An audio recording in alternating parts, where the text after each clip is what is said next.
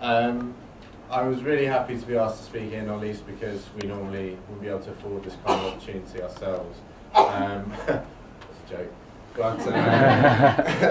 But I must admit, when I got the list of presenters through and I saw my co-presenters had more years combined experience in this marketplace than I've had on the planet, I did start to get a little nervous. And I thought back actually to when I was 7 years old. I was in primary school. I was smaller, I had more hair. And we had one of those really weird assemblies where you all had to stand up and do something in front of the whole school. You remember those?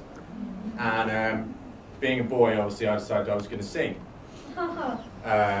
And of course, being 7 years old and deciding I was going to sing, my favourite song at the time was actually Bohemian Rhapsody by Queen. And as I was standing there kind of drowning out the a cappella version, I remember seeing my teachers kind of sat with their classes, with their hands sort of clamped over their face, convulsing with laughter. So really I have two goals by the end of the talk. One is to make sure that no one's in the same situation my teachers were by the time I was 7. And the second, of course, is to talk to you a little bit about how we can maintain a brand online through engagement and dialogue. So I thought it'd be interesting actually to take a look at etymology, or what these words actually mean. Engagement kind of gets thrown around a lot at the moment. We throw it around quite a lot as well, so we're still guilty. But I think actually when we talk about engagement, what we're really talking about is the adjective sense, which is interesting. Okay? So we want people to be interested in what we're talking about, because then they have a relationship with us. And there's levels of interest, one of which is actually so interesting it's off the slide on this presentation format, so I'll have to fill that one back in. But for example, if you're walking past an advert, you may well glance at it. You've had an interest in it, but you've not really had a relationship, so to speak, with that advert. And all the way down, so far, it's so engaging, it's off the screen, is dialogue.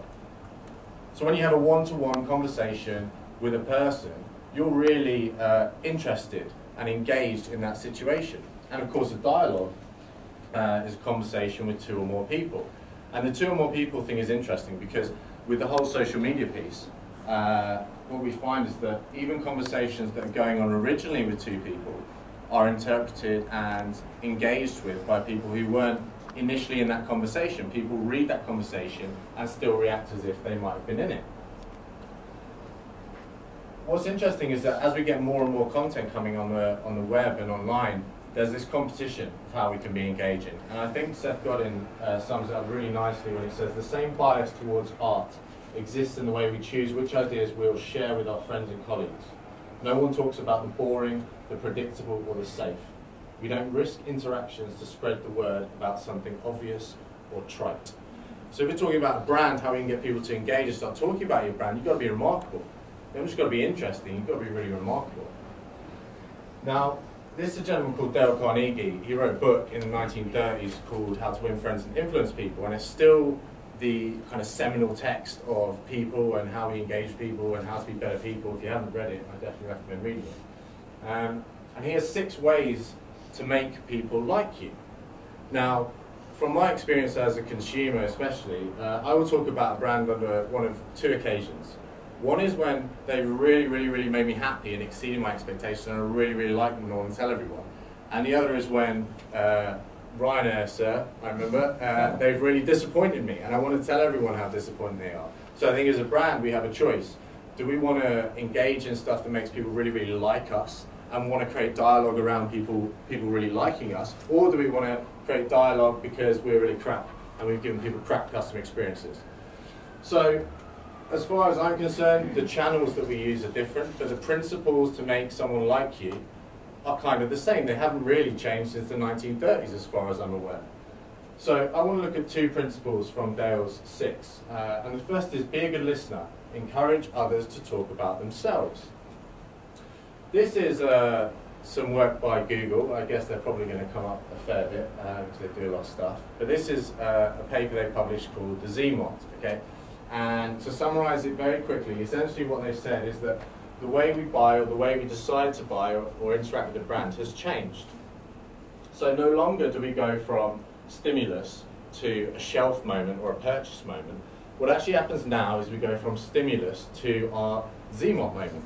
And our ZMOT moment is defined as our own research, where we go out and we look at our social media, we look at the review sites, we read the blogs, we read all the other channels that are available to us.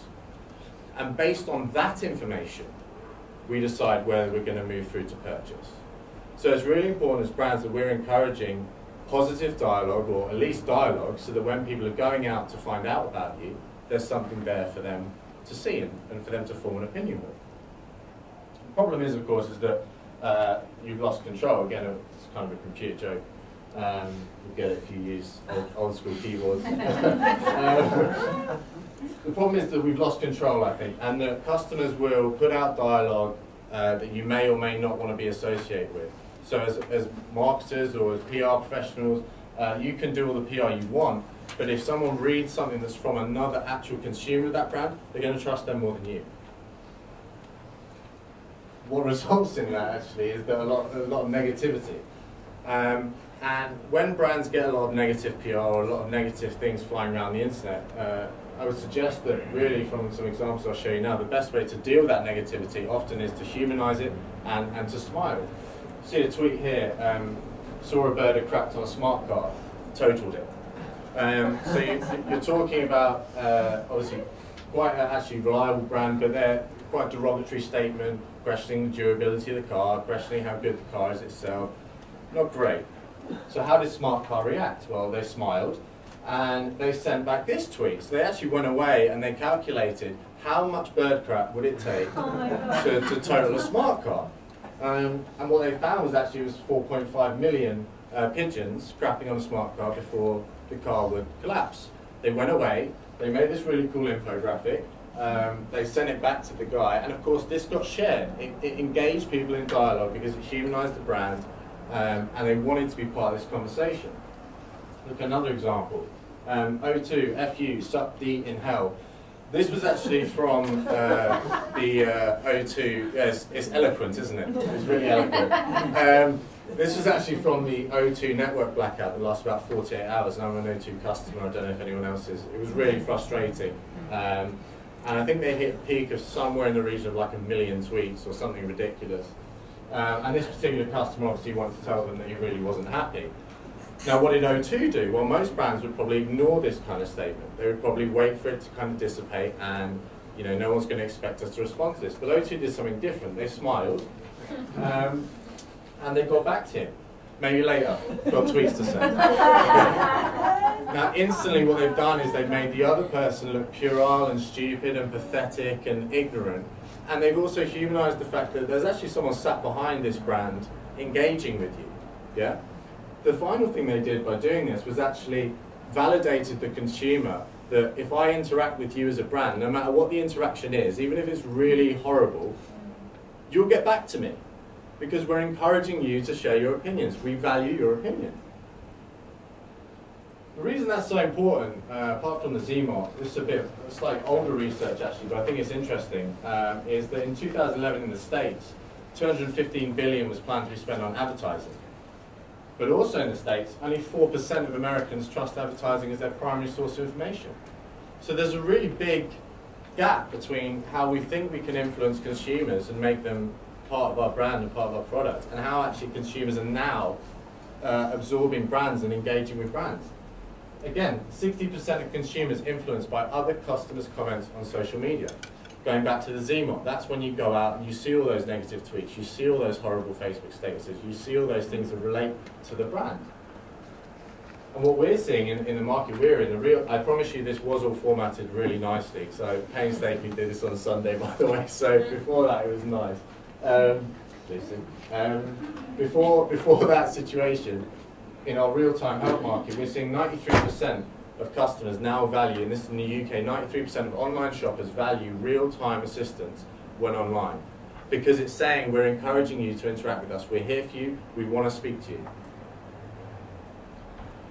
Second principle I'd like to talk about is talking in terms of the other person's interests. But before I talk about how we can do this, I actually want to start by saying what we really shouldn't do when it comes to this. This is a picture of Hurricane Sandy, or some of the wake of Hurricane Sandy. 2012, 285 people killed as a result of the storm. Shortly after the storm, or actually just before the storm, I think, American Apparel sent out 20% off sale, Sandy sale, next 36 hours. Are you bored during the storm? Now, I think he's probably fired, the guy that runs his campaign, it'd be safe to say. Huge backlash, understandably. People losing their homes, people losing their family members. American Apparel thinks it's a good idea to run a sale. Really obvious, but really great example of a brand not talking in terms of someone else's interests. This is one of my favourite ones.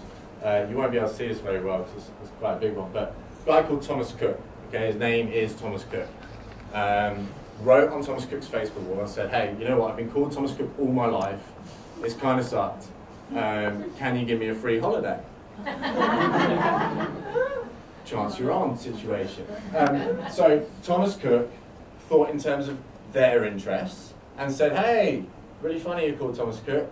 No, we can't, but check out thomascook.com. Okay. What happened after that was another company called lowcostholidays.com saw this, and they went to Thomas Cook and they said to Thomas Cook, we're really sorry that Thomas Cook don't appreciate you. Do you want a free holiday? So they sent him and his friend to Paris for a week. It kind of blew up a little bit at the time on social media because Thomas Cook had only thought about their interests. They hadn't thought about the consumer's interests. And importantly, they hadn't thought about how many other consumers will see this thread. Yeah? Lowcostholidays.com got a huge win off this on the back of thinking about that person's interests. But of course, this begs the question, what are customers' interests?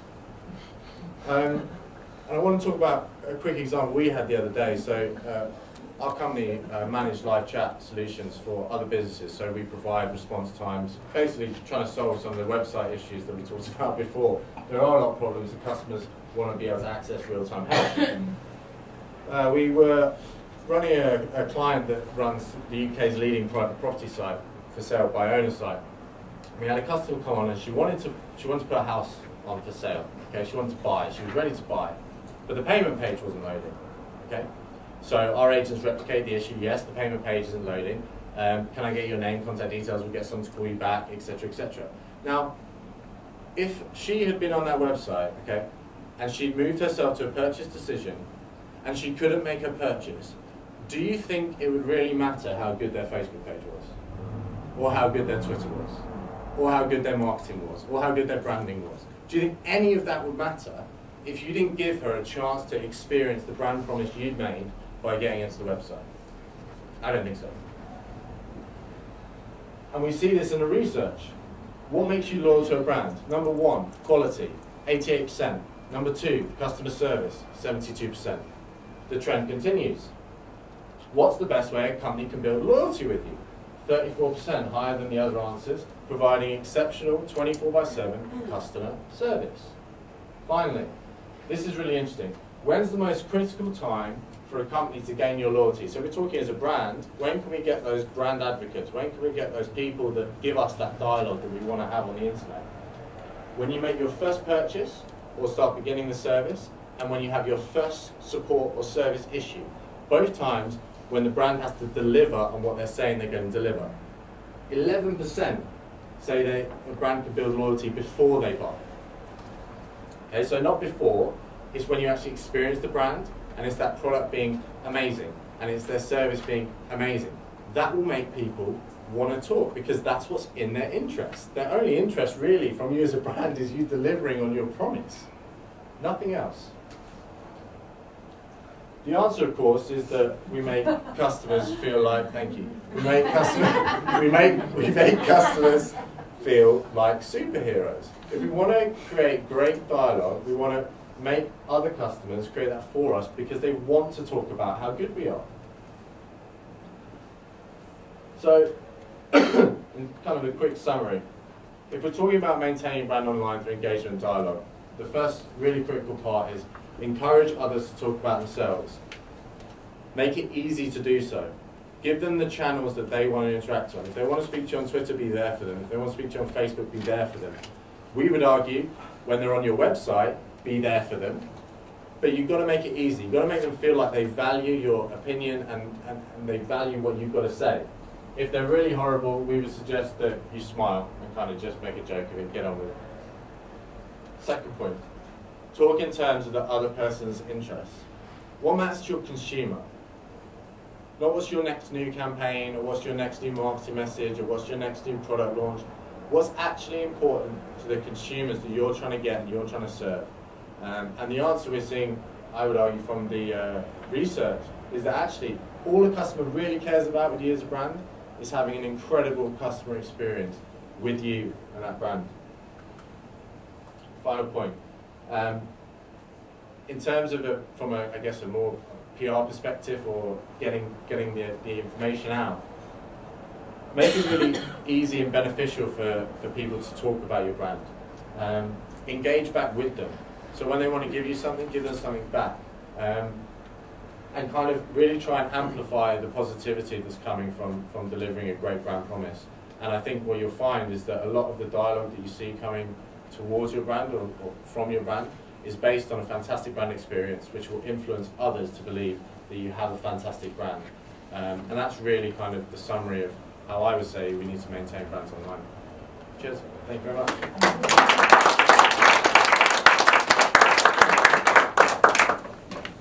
All I'm thinking about now is that holy shit cat language. I can't wait to get it through.